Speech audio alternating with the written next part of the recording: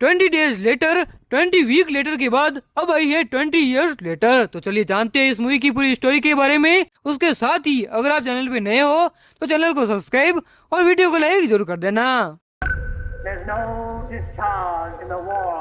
जहाँ पे कहानी शुरू होती है 2002 में, उसी दिन पर जिमी नाम का एक लड़का अपनी बहनों के साथ टीवी देख रहा होता है। उसी टाइम पर ज़ॉम्बी अचानक से उन पर हमला कर लेते हैं। उसमें उनकी बहनें मारी जाती हैं। उसके साथ ही उसकी मम्मी को भी ज़ॉम्बी खाने लगते हैं। ये सब देखकर जिमी भागकर अपने पापा के पास जाता है जो चर्च में होते हैं। वहाँ पर पहुंचकर जिमी अपने पापा को सब बताता है। तभी पीछे से ज़ॉम्बी आने लगते हैं। ये देखकर उसके पापा उसको बचाने के लिए पीछे भागने को बोलते हैं और अपने आप को सेक्रीफाइस कर लेते हैं। जहाँ पे अब कहानी शुरू होती है 28 साल बाद, जहाँ पे लिंडिस फ्रेंड नाम का एक आइलैंड पर बहुत सारे लोग रहते हैं और वो कनेक्टेड है मेन आइलैंड से, जहाँ पे बहुत सारे ज़ॉम्बीज पाए जाते हैं और वहाँ पे रिसोर्सेज भी बहुत सारे हैं। उसी आइलैंड पर जिमी, उनकी पत्नी एस्ला और उनका 12 साल का बच्चा स्पाइक रहता है। जहाँ पे स्पाइक की माँ को कोई अननोन बीमारी है। अब स्पाइक बड़ा हो चुका है और उसके पापा उसको शिकार करने के लिए मेन आइलैंड की तरफ ले जाते हैं। उस मेन आइलैंड पे जाने के लिए राम सेतु जैसा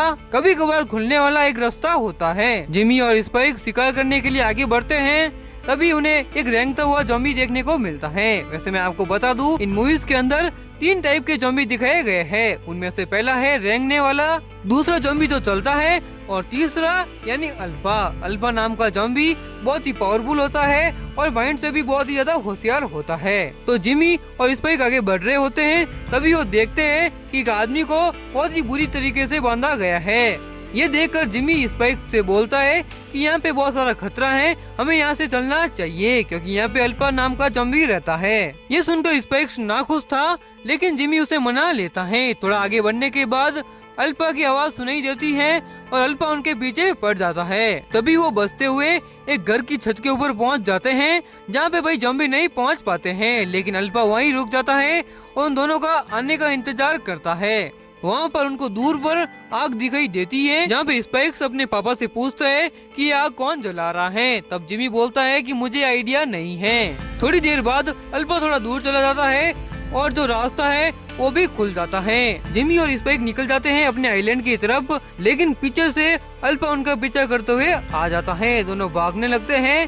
तभी गेट पे खड़े लोग अल्फा को तीर से मारने लगते हैं, लेकिन उसका कोई भी असर अल्फा पर नहीं पड़ता है और वो लगातार भागता ही रहता है। लेकिन फिर एक आदमी लंबे तीर को आग से जलाकर अल्फा की तरफ मारता है और अल्फा वहीं पे मर जाता है। उसके बाद जिमी और स्पाइक को टेस्ट किया जाता है कि भाई वो इन्फेक्टेड तो नहीं हो गए हैं। उसके बाद स्पाइक के डे 1 हंटिंग की बहुत ज्यादा सेलिब्रेशन की जाती है, जहाँ पे जिमी बताता है कि स्पाइक ने बहुत सारे ज़ॉम्बीज़ को मारा और बहादुरी से उनका सामना किया। वहीं पर स्पाइक को पता चलता है कि जो आग जलाई गई थी वो डॉक्टर कार्लसन द्वारा जलाई गई थी, जो बहुत ही बड़े डॉक्टर हैं और गांव वाले उनसे बहुत ज्यादा डरते भी हैं क्योंकि उन्होंने डॉक्टर कार्लसन को लोगों की लाशें जलाते हुए देखा है। उसके बाद स्पाइक पार्टी में पहुंचता है, जहाँ पे वो बहुत सारी दारू पी लेता है। उसी कारण स्पाइक को उल्टी आती है। जहाँ पे वो बाहर आता है, तब वही वो देखता है कि उसके जो पापा है वो पराई औरत के साथ योगा कर रहे हैं। उसे देखने के बाद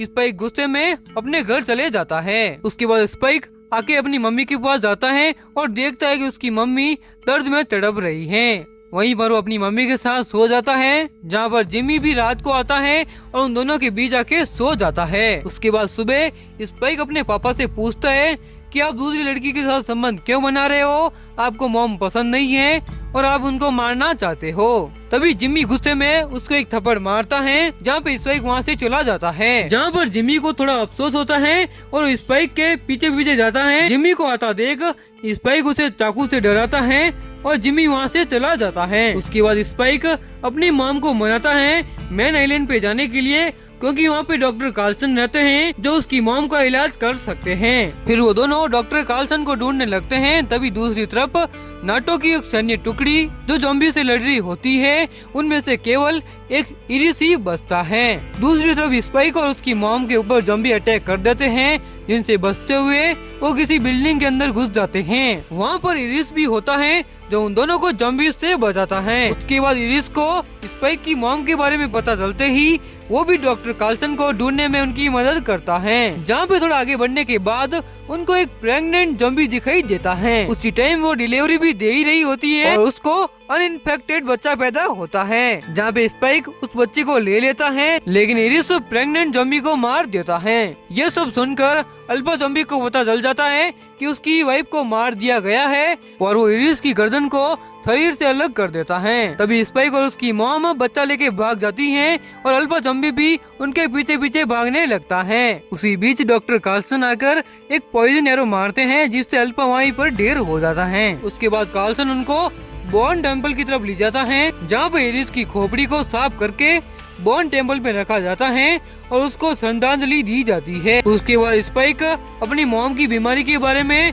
डॉक्टर कार्लसन को बताता है। उसके बाद वो एस्ला की फुल बॉडी चेकअप करता है, जहाँ पे उसे पता चलता है कि एस्ला को कैंसर है। वो ये बात स्पाइक को बताता है, जहाँ पे स्पाइक कहता है कि इसका इलाज करो, लेकिन कार्लसन मना कर देता है कि इसका कोई भी इलाज नहीं है। और उसकी मॉम भी बोलती है कि मुझे और दर्द नहीं सहना है, मुझे यहीं पर खत्म कर दो। और उसके बाद कार्लसन एस्ला को पॉइजन देकर मार देता है। उसके बाद स्पाइक अपने मॉम के स्कल को बॉन टेम्पल के सबसे ऊपर रखता है और उसको श्रद्धांजलि देता है। उसके बाद वो अपने गांव के गेट के पास उस बच्ची को रखता है। उसके साथ ही अपने पापा के लिए एक चिट्ठी भी लिखता है। उसमें वो लिखता है कि इस बच्ची का नाम एस्ला रखा गया है और वो अपने मॉम के बारे में भी जिमी को बताता है, जहाँ पे जिमी बहुत ज्यादा गुस्सा और उदास हो जाता है और मैन आइलैंड की तरफ भागने लगता है। लेकिन पानी भरा हुआ होने के कारण वो रास्ता पार नहीं कर पाता है। उस चिट्ठी में स्पाइक ये भी लिखता है कि जब तक मैं सक्षम शिकारी नहीं बनूंगा तब तक मैं गांव में वापस नहीं आऊंगा।